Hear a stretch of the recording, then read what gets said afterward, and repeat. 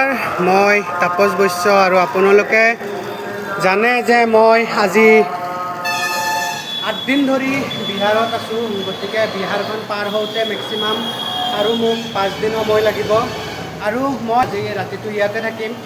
মন্দিৰভাগ এবাৰ দৰ্শন কৰাই দিওঁ। আৰু এইটো মন্দিৰ বিহাৰৰ দৰভংগা জিলা চামৰি গাঁৱত উপস্থিত আছে আৰু আপোনালোকক একবাৰ জনাই দিওঁ।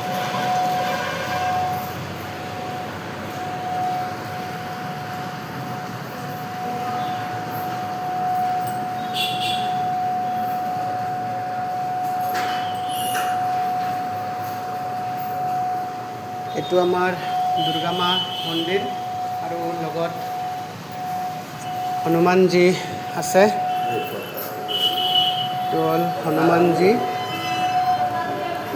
জয় শ্ৰীৰাম, জয় শ্ৰীৰাম। আৰু ইফালে বাবা, জয় বাবা গণেশ।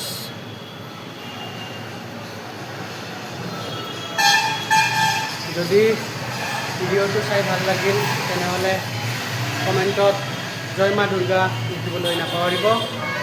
আৰু মই ইয়াৰ পৰা কালি মৰ্ণিং ওলাই যাম।